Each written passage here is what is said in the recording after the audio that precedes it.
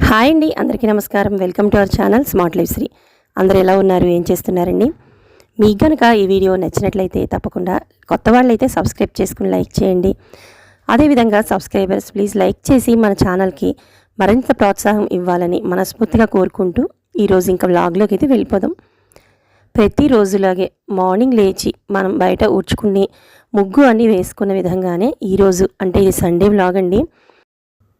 Sunday అంటే మనం కొద్దిగా రిలాక్సేషన్ కోసం అయితే ఎదురు చూస్తూ ఉంటాం. అలానే రిలాక్సేషన్ ఉంది కదా అని చెప్పి రోజంతా కూడా రిలాక్స్ అయితే అయిపోం కదా. సాయంకాలం పూటే మనం ఎక్కువగా అయితే బయటికి వెళ్ళడం, పిల్లలతో ఎంజాయ్ చేయడం, ఈ విధంగానే ఈరోజు వ్లాగ్లో నేను ఒక మంచి ప్రదేశాన్ని అయితే మీకు చూపించాలి అని చెప్పి నేను వెళ్ళిన ఆ ప్రదేశాన్ని మీతో అయితే షేర్ చేస్తున్నాను.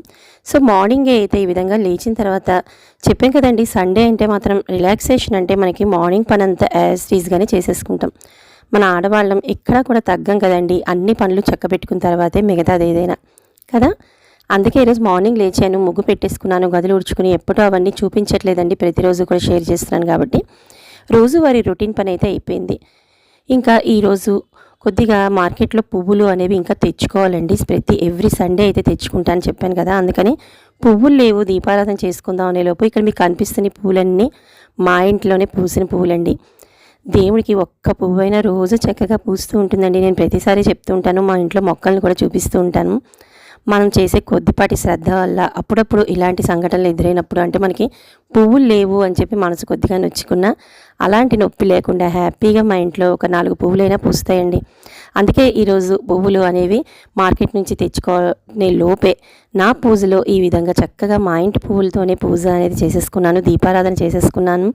ఇంకా పాలను నైవేద్యం పెట్టేశాను, హారతి ఇచ్చేసి. ప్రతిసారి చెప్తుంటాను, పంచోపచార పూజ అనేది ఖచ్చితంగా ప్రతిరోజు చేసుకుంటానండి అని. ఈ విధంగానే పూజ అంతా పూర్తి అయిపోయిందండి. ఇంకా మా వారికి నాకు కూడా హ్యాపీగా ఫిల్టర్ కాఫీ అనేది ఇక్కడ ఇచ్చేస్తున్నాను. మనం సండే అంటే చాలా రిలాక్స్గా అనిపిస్తుంది కదండి. అంటే ప్రతిరోజు కూడా ఆదరా బాక్సులు బిజీ, హడావిడి, ఉరుకులు పరుగులు ఎంతలో తింటున్నా తాగుతున్నా సండే అంటే కొద్దిపాటి రిలాక్స్గా అయితే చేసుకుంటాం, తాగుతాం. అది కూడా అన్నీ వేడివేడిగా ఆస్వాదిస్తూ చేసుకుంటాం కదండి. అందుకనే మా వారికి అయితే ఈ విధంగా ఇచ్చేసి ఇంకా ఇంట్లో టిఫిన్ కింద సేమియా ఉప్మా అనేది చేశానండి. ఈ సేమియా ఉప్మా కూడా పొడి పొడిలాడుతూ చాలా చక్కగా వచ్చింది. కొద్దిగా వేడిగా ఉంది కదండి, చల్లారితే ఇంకా లూజ్ అయ్యి హ్యాపీగా అయితే చాలా టేస్టీగా వచ్చింది, చేసేసాను. ఇంకా లంచ్లోకి అయితే నేను ఇక్కడ టమాటా పప్పు అనేది చేస్తున్నానండి. ఒక్కసారి ఇది మాత్రం షేర్ చేద్దాము అని చెప్పి, అంటే ఆల్రెడీ నేను ఒక 2-3 సార్లు కూడా దీన్ని షేర్ చేశానండి. బట్ కాకపోతే ఇప్పుడు కొద్దిగా నేను పాటించే టిప్స్ని కూడా మీకు చూపిస్తూ ఈ పప్పు అనేది షేర్ చేస్తున్నాను. సో ఈ టమాటా పప్పు ఒకటే కాదు, ఏ పప్పు చేసుకున్నా నేను పప్పు అనేది పచ్చిపప్పుని ఆయిల్ లేకుండా ఫ్రై అయితే చేసుకుంటానండి. ఎందుకు అంటే చాలా టేస్టీగా ఉంటుంది. ఈసారి ఎవరికైనా ఈ టిప్ తెలియకపోతే మాత్రం ఖచ్చితంగా పప్పుని మాత్రం, అంటే అది డ్రైగా మాత్రం అండి, నూనె లేకుండా హ్యాపీగా కొద్దిగా పప్పుని వేయించుకుని చేసుకుంటే మాత్రం చాలా కమ్మగా ఉంటుంది. ఇక ఇందాక చూపించిన కుక్కర్లో అయితే పప్పు పెట్టేశాను.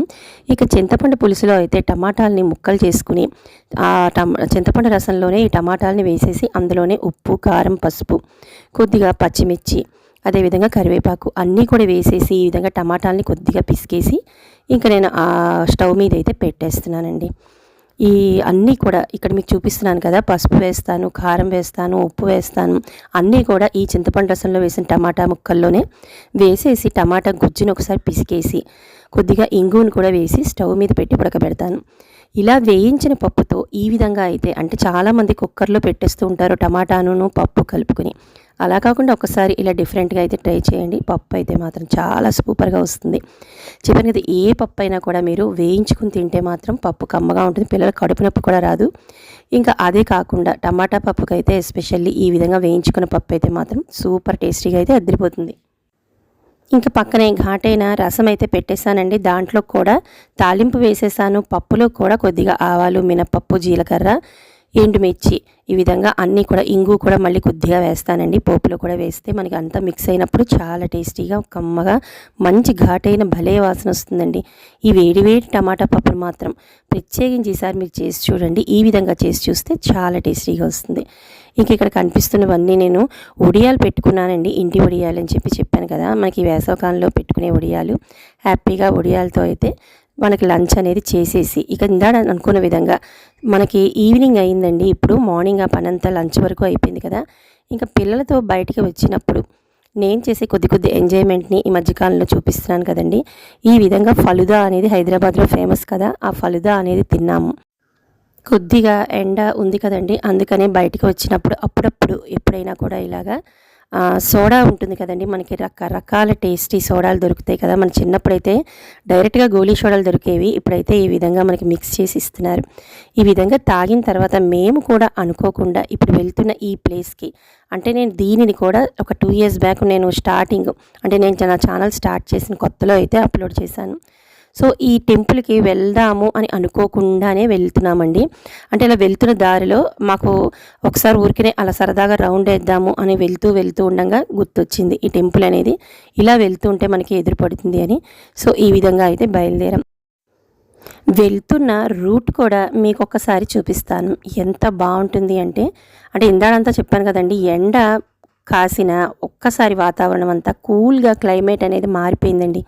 ఇలాంటి చల్లటి క్లైమేట్లో ఈ దారి గుండా వెళ్తుంటే ఎంత బాగుంటుంది చూడండి. అందులోనూ మనకి ఎన్ని రకాలు ఉన్నాయి చూడండి. ఇక్కడ కాగిత పూలు అంటారు కదా, పసుపు, గులాబీ, ఆరెంజ్, అంత డార్క్ పింక్, ఎన్ని కలర్స్ అండి బాబు. దారి పొడుగుతో ఇలా వెళ్తూ ఉంటే అసలు చెప్పని కంటితో డైరెక్ట్గా, అంటే ఇప్పుడు నేను ఇక్కడ వీడియోలో చూపించిన దానికన్నా ఈ దారి అనేది చాలా బాగుంటుందండి.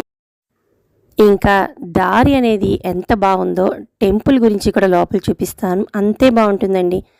ఆధ్యాత్మికంగా కూడిన వాతావరణంతో పాటు ప్రకృతి రమణతతో కూడిన ఈ ప్రాంతం ఖచ్చితంగా హైదరాబాద్ వచ్చిన వాళ్ళు కానీ, లేదంటే హైదరాబాద్లో చూసిన వాళ్ళైతే ఓకే, చూడని వాళ్ళు ఎవరైనా ఉంటే మాత్రం ఖచ్చితంగా ఒక్కసారైనా కూడా ఇది వెంకటేశ్వర స్వామి టెంపుల్ అండి. చాలా చాలా బాగుంటుంది. ఇప్పుడు నేను చూపించాను కదా, ఇది రత్నాలయం అండి, షామీర్పేట దగ్గర ఉన్న రత్నాలయం టెంపుల్.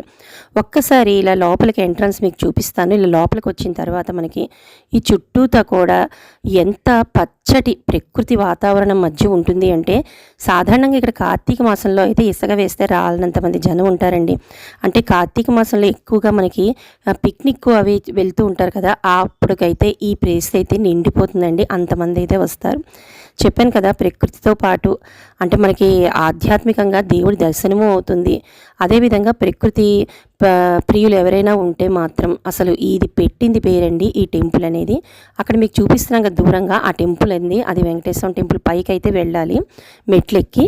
ఇప్పుడు ఈ చుట్టుపక్కల ఈ చూపిస్తుంది అంతా కూడా పచ్చటి చెట్ల మధ్య అయితే అసలు చాలా పెద్ద స్థలం అండి ఇది. మనకి ఇక్కడ చూపిస్తున్నాం కదా, చిన్న చిన్న పిల్లలు వచ్చినప్పుడు చిన్న పార్కు కూడా ఎంట్రన్స్లో మీకు చూపించాను. అది కూడా ఆ పార్కు కూడా చక్కగా పిల్లలు ఆడుకోవడానికి ఇక్కడ ఉంటుంది. కాబట్టి మనకి చిన్న పిల్లల నుంచి పెద్దవాళ్ళ వరకు ఎవ్వరు వచ్చినా కూడా ఖచ్చితంగా ఆస్వాదిస్తారు. అంటే ఈ టెంపుల్కి రావాల్సిందే. మనకి అన్నీ ఒకే చోట దొరుకుతాయండి. ఆహ్లాదంగా కనుచూపు మేర చుట్టుపక్కల అంతా కూడా పచ్చదనం, ప్రకృతి రమణీయత, ఇంకా విధంగా దైవ దర్శనం అన్నీ మనకి ఒకేసారి ఒకే చోట దొరకాలంటే మాత్రం ఈ టెంపుల్ని అసలు మిస్ చేసుకోవద్దు. ఇంకా ఇక్కడ గోశాలు కూడా నడుపుతున్నారండి. ఎన్ని గోవులు, అవి కూడా మనకి సాధారణంగా గోశాలు అంటే రకరకాల అదొక రకమైన స్మెల్తో కూడా వస్తుంది, కానీ ఇక్కడ మాత్రం ఎంత దగ్గరగా వెళ్ళినా చాలా నీట్గా అయితే మెయింటైన్ చేస్తున్నారు. ఆ గోవులు మాత్రం చాలా ఉన్నాయండి.